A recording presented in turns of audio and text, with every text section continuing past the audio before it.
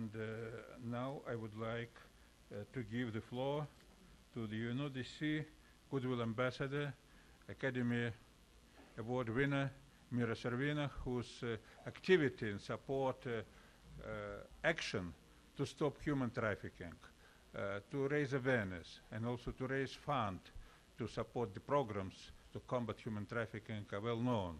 Mira, you have the floor.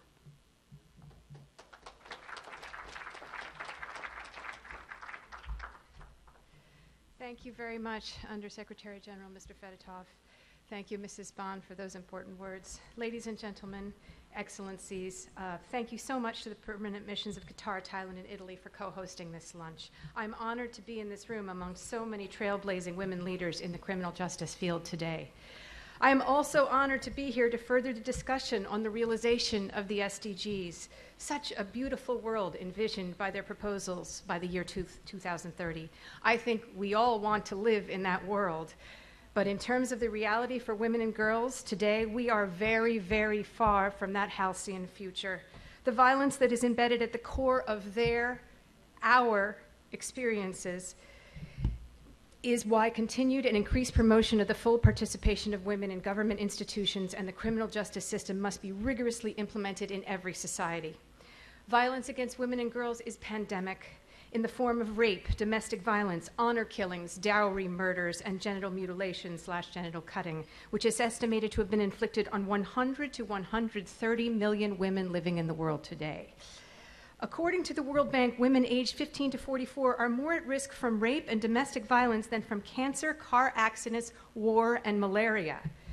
As UNODC's Goodwill Ambassador to combat human trafficking, whose victims are 79% women and girls, I have been told of unspeakably cruel and vile torture to those victims, those survivors that have honored me with their testimonies, some as young as preschool aged. All across the world, from Asia, Latin America, Europe, and the US, these survivors have talked to me. In the US, a woman's chance of being raped is 1 in 5. The number of women raped per hour in Congo during war, 48 per hour.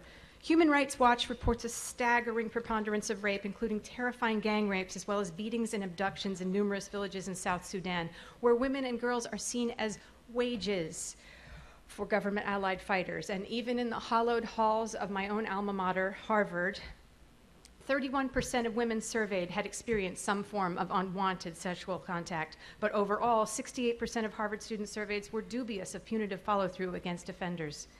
And then there is a special form of violence that Ban Ki-moon has called upon to be ended everywhere, that of child marriage. 37,000 girls are married every day. 700 million girls and women are currently living with the reality of forced early marriage. Within these circumstances, a girl's first sexual experience is frequently forced. The younger, the more likely. The child brides don't stay in school and begin childbearing before their bodies are ready, so they experience life-threatening births, infant mortality, and socially stigmatizing fistulas.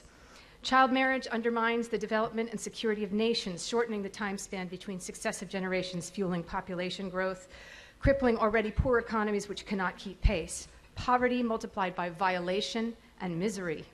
Why did these scourges demand that more women take leadership and significant roles throughout government and the criminal justice system?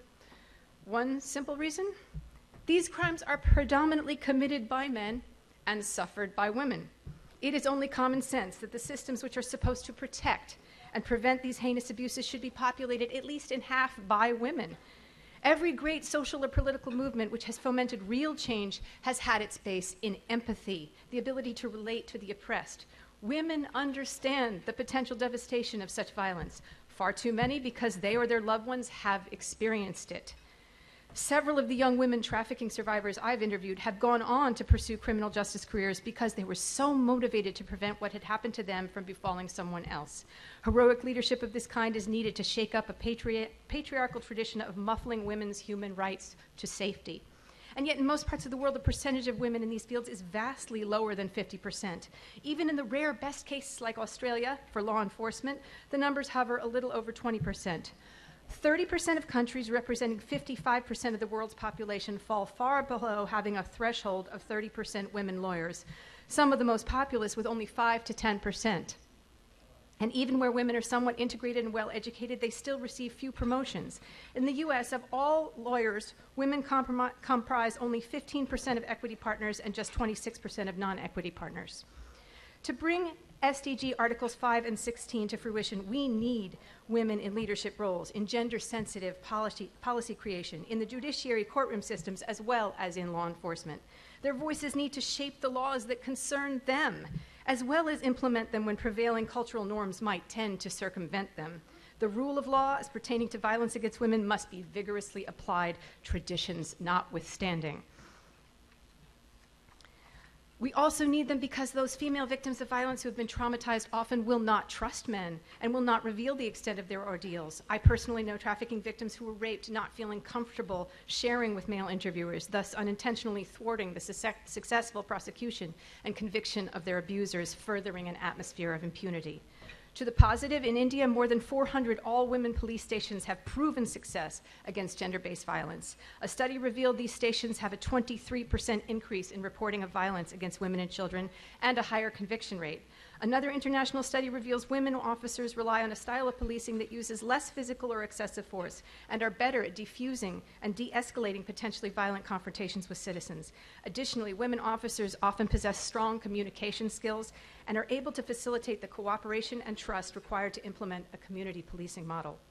This is not to say that men are not wanted in the fight or that their invaluable contributions are not appreciated. But in order to turn the tide in this thus far losing war, we must marshal all of our best and brightest, working together hand in hand to end these atrocities. Imagine if the civil rights movement in the US was 90% led by non-African Americans. Would they have made the same strides? Would they have had the same priorities? It's time to celebrate and propel to key positions women who can make a difference and mainstream a gender perspective and equality into our criminal justice systems. I'll finish on a very personal note.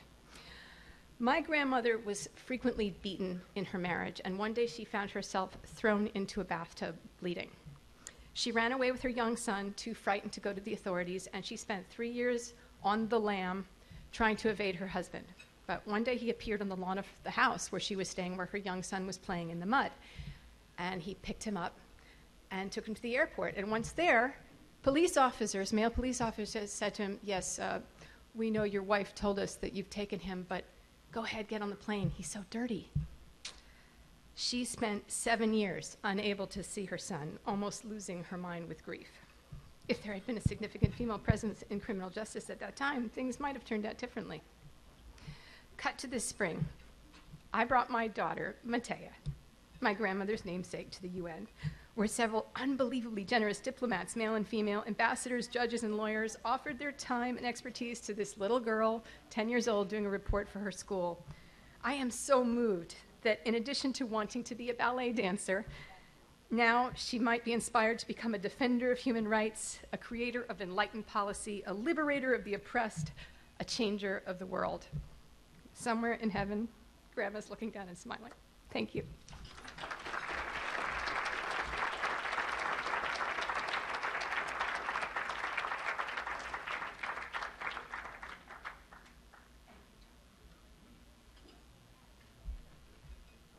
Thank you, Mira. Thank you for your very passionate statement, and indeed you gave your voice to speechless, and we appreciate that.